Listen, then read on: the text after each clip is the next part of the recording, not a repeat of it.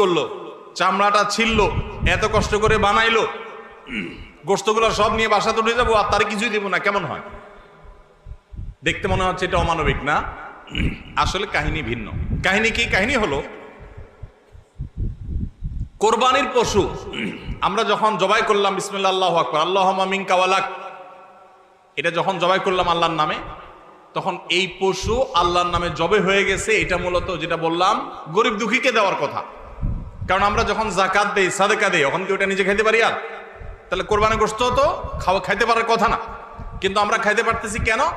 আল্লাহ তাআলা এই একটা আর্থিক ইবাদত আল্লাহ কবুল করেছেন। আমরা যখন সহি নিয়তে যদি করে থাকি আল্লাহ কবুল করে, এরপর বলেন ঠিক আছে তোমাকে দিলাম, তুমি খাও, আমার তরফ থেকে, আল্লাহর তরফ থেকে এবার আমি খাই।